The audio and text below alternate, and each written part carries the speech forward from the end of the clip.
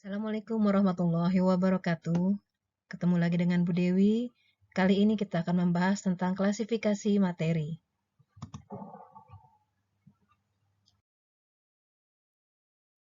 Kompetensi dasar yang berhubungan dengan materi ini adalah KD 3.3 menjelaskan konsep campuran dan zat tunggal, unsur dan senyawa, sifat fisika dan kimia, perubahan fisika dan kimia dalam kehidupan sehari-hari. Dan KD 4.3 menyajikan hasil penyelidikan atau karya tentang sifat larutan, perubahan fisika, dan perubahan kimia atau pemisahan campuran. Tapi untuk kali ini khusus saya akan menjelaskan tentang konsep campuran dan zat tunggal. Ya.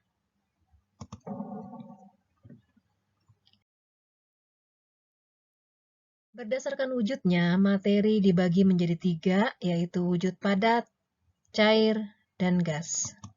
Kita lihat perbedaannya antara wujud padat, cair, dan gas. Yang pertama adalah bahwa bentuk padat mempunyai bentuk dan volume yang tetap, jadi tidak berubah bentuk dan volumenya. Untuk cair mempunyai volume tetap, tapi tidak mempunyai bentuk yang tetap. Artinya bentuknya bisa berubah tergantung dengan media atau wadahnya. Ya, jadi kalau air dimasukkan ke dalam gelas, maka dia berbentuk gelas. Masukkan ke dalam botol, maka zat cair tersebut akan berbentuk botol. Ya. Kemudian gas tidak mempunyai volume dan bentuk yang tetap. Berarti volume dan bentuknya bisa berubah sesuai dengan tempat atau wadahnya atau medianya. Berikutnya adalah jarak antar partikel zat pada zat padat itu sangat rapat. Sedangkan pada zat cair, jarak antar partikelnya lebih renggang. Jadi artinya ada sela-sela di antara partikel satu dengan partikel yang lain. Sedangkan untuk gas, jarak antar partikelnya itu sangat renggang, jadi agak berjauhan jaraknya. Jarak antar partikel ini mempengaruhi gerak partikelnya. Karena tadi pada zat padat itu sangat rapat partikelnya sehingga geraknya sangat susah, ya sangat tidak bebas. Sedangkan zat cair, karena masih ada rongga-rongga atau sela-sela di antara partikel, masih bisa bergerak namun terbatas. Sedangkan untuk gas sendiri, karena jarak partikelnya sangat berjauhan, maka dapat bergerak sangat bebas untuk partikel-partikelnya. Jadi inilah perbedaan antara zat cair, padat, dan gas.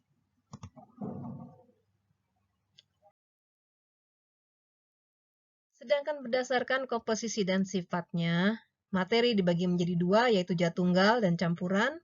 Zat tunggal sendiri terdiri dari unsur dan senyawa. Campuran terdiri dari heterogen dan campuran homogen. Campuran heterogen nanti bentuk koloid dan suspensi, sedangkan campuran homogen nanti bentuk larutan.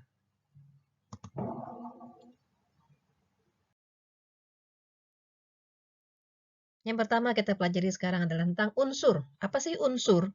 Unsur merupakan zat tunggal yang tidak dapat diuraikan lagi menjadi zat yang lebih sederhana.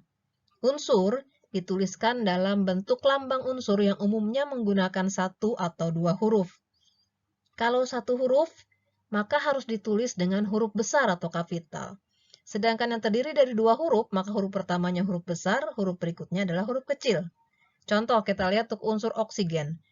Oksigen dilambangkan dengan huruf O besar. Ya, hanya 1 huruf. Sedangkan untuk perak, misalkan untuk unsur perak, itu lambangnya Ag. A-nya ditulis besar, G-nya huruf kecil. Jadi kalau 1 huruf tulis pakai huruf besar, sedangkan kalau lebih dari 1 huruf, huruf besar hanya huruf yang di depan, berikutnya adalah huruf kecil. Itu penulisan untuk unsur. Berikut adalah senyawa. Senyawa merupakan gabungan dari 2 atau lebih unsur. Jadi unsur-unsur bergabung itulah senyawa. Jika 2 atau lebih atom unsur bergabung dapat membentuk molekul unsur atau molekul senyawa. Sekarang bedanya apa? Kalau molekul unsur terdiri dari unsur-unsur yang sama. Sedangkan molekul senyawa itu berasal dari unsur-unsur yang berbeda. Contoh kita lihat. Untuk CO2 atau karbon dioksida, ini merupakan molekul senyawa. Kenapa? Karena terdiri dari 1 unsur karbon dan 2 unsur oksigen. Ya, kita lihat karbonnya 1, oksigennya 2. Maka molekul ini disebut dengan molekul senyawa. Sedangkan yang cuma terdiri dari satu unsur, seperti misalkan ini, N2, ya, gas nitrogen, N2, terdiri hanya dari unsur N saja, maka ini adalah molekul unsur. Ya, hanya terdiri dari satu jenis unsur. Kita lihat kalau dalam bentuk atom dan molekulnya. Yang disebut dengan atom unsur, ya, atom itu sendiri. Jadi seperti ini. Ini satu atom oksigen, ini satu atom oksigen, ini satu atom hidrogen, ini juga satu atom hidrogen. Jadi kalau sendiri seperti ini satu, ini adalah atom. Ketika atom-atom ini bergabung, maka itulah yang disebut dengan molekul. Jadi molekul gabungan dari beberapa atom atau gabungan dari beberapa unsur. Kalau molekulnya terdiri dari atom yang sama, nah seperti ini, oksigen dengan oksigen gabung jadi satu, menjadi O2, ini disebut dengan molekul unsur. Begitu juga dengan yang di bawahnya, hidrogen dengan hidrogen bergabung menjadi H2, maka ini menjadi molekul unsur. Ya, molekul unsur terdiri dari unsur yang sama atau atom yang sama. Sedangkan untuk gabungan dari dua jenis unsur minimal ya, seperti ini, H2O terdiri dari 2 atom hidrogen dan 1 atom oksigen. Ini hidrogennya 2, ini oksigennya 1. Ini adalah molekul senyawa karena terdiri lebih dari satu jenis unsur atau satu jenis atom. Ya, itu namanya molekul senyawa. Dari bentuknya kita bisa lihat, ini beda ukurannya, beda warnanya, biasanya dibedakan, beda bentuknya. Ini menandakan bahwa ini adalah senyawa karena terdiri dari lebih dari satu jenis unsur. Sedangkan yang ini molekul unsur karena kita lihat sama ukurannya, sama warnanya, sama bentuknya. Ya, jadi kalau terdiri dari unsur yang sama namanya molekul unsur. Kalau terdiri dari unsur-unsur yang berbeda maka disebut dengan molekul senyawa. Berikutnya campuran. Campuran merupakan suatu materi yang terdiri dari dua zat atau lebih yang masih mempunyai sifat zat asalnya. Campuran ada dua jenis, yang homogen dan heterogen. Campuran homogen adalah campuran yang tidak dapat dibedakan lagi zat-zat yang tercampur dalamnya. Contohnya, ketika kita mencampurkan air dengan gula pasir misalnya, kita membentuk air gula. Setelah kita aduk, kita campur jadi air gula. Setelah jadi air gula, kita tidak bisa lagi melihat mana gulanya, ya, karena sudah bercampur dan larut di dalam air. Nah, tidak dapat dibedakan lagi zat-zatnya, maka ini disebut dengan campuran homogen.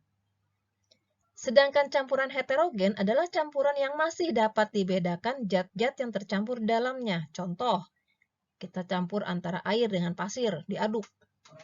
Setelah bercampur, kita diamkan, kita masih akan melihat kan, masih kelihatan kan, airnya, pasirnya, masih dapat dibedakan. Maka campuran antara air dan pasir ini disebut dengan campuran heterogen. Oke, kita lanjut.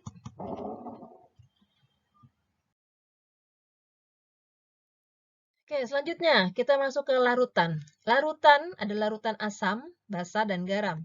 Garam sendiri ini merupakan hasil dari reaksi larutan asam dengan larutan basa. Sekarang kita lihat perbedaan antara sifat asam, basa, dan garam. Yang pertama dari rasanya. Asam, ya rasanya asam. Ya, atau rasanya masam. Asam lah kalau kita cobain. Basa, rasanya pahit. Jadi kalau dicobain rasanya pahit. Garam, yang kita tahu garam itu rasanya biasanya asin.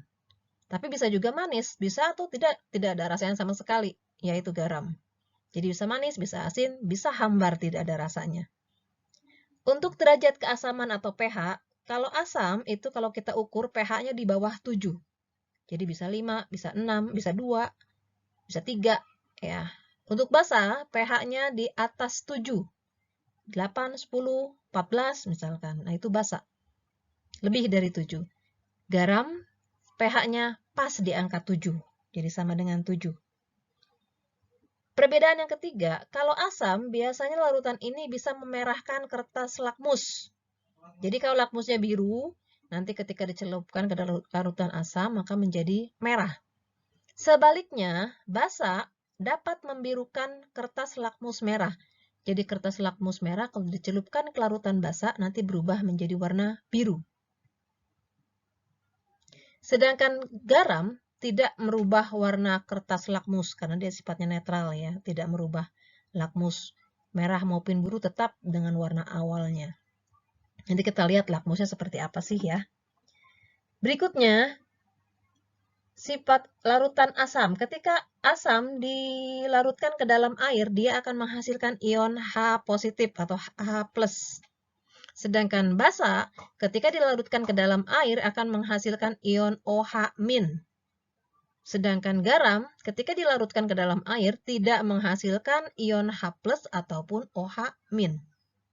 Ya. Oke, selanjutnya.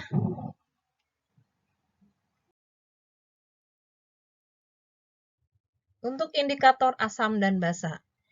Indikator asam basa adalah suatu senyawa yang dapat menunjukkan perubahan warna apabila bereaksi dengan asam dan basa. Jadi bila kita punya larutan, suatu larutan, kita mau tahu larutan ini asam atau basa sih? Atau mungkin netral, garam. Kita bisa lihat dari perubahan warna yang terjadi dari indikator. Indikator sendiri ada dua macam. Yang pertama indikator alami. Alami karena ada di alam. Kita tinggal mengolahnya saja supaya bisa menjadi indikator asam basa. Contohnya adalah kunyit, kulit manggis, ya ini kunyit, kulit manggis, kubis merah atau kubis ungu, kita biasa nyebut kol ya, kol merah atau kol ungu, dan bunga kembang sepatu. Ekstrak kunyit akan berwarna kuning cerah pada larutan asam, dan warnanya menjadi jingga atau agak kecoklatan yang lebih gelap pada larutan basa. Sedangkan pada kubis merah atau ungu biasanya akan berwarna merah pada larutan asam, sedangkan akan berwarna hijau pada basa lemah dan kuning pada basa yang lebih kuat. Kemudian kembang sepatu ini akan berwarna merah cerah pada asam dan akan berwarna hijau pada larutan basa. Ya, mengenai cara pembuatan indikator ini bisa kalian lihat dan cari tutorialnya di YouTube ya, banyak untuk membuat indikator alami. Selanjutnya, indikator yang kedua adalah indikator buatan. Jadi yang sudah dibuat oleh manusia, contohnya ini adalah kertas lakmus. Nah, ini kertas lakmus. Biasanya terbagi menjadi dua, lakmus merah dan lakmus biru. Ada juga kertas lakmus yang nanti biasanya menggunakan pH meter ya. Nanti jadi kita melihat dari angkanya. Kalau di bawah 7 ya berarti itu adalah asam, kalau lebih dari 7 itu adalah basa. Untuk lakmus sendiri kita lihat, ketika kertas lakmus biru kita masukkan ke dalam larutan asam, nah ini larutan asam, kita masukkan lakmus yang biru ini ke dalamnya. Ternyata bagian yang terkena larutan asam ini akan berubah warna menjadi merah. Ya, awalnya biru menjadi merah. Di sini menandakan bahwa larutan asam akan merubah lakmus biru menjadi merah, atau kita sebut bahwa larutan asam itu memerahkan lakmus. Ya, kertas lakmus. Sedangkan larutan basa kebalikannya. Ketika dimasukkan lakmus warna merah ke dalam larutan basa, ternyata lakmus merah ini berubah menjadi biru. Nah, ini yang terkena larutan basa ya, jadi biru. Maka disebutkan bahwa larutan basa akan merubah lakmus merah menjadi biru, atau kita sebut basa itu membirukan lakmus. Ya, jadi kalau basa membirukan lakmus, kalau asam memerahkan lakmus. Oke. Berikutnya.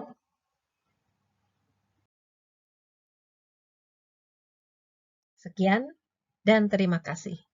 Semoga penjelasan ini bisa bermanfaat untuk kalian. Wassalamualaikum warahmatullahi wabarakatuh.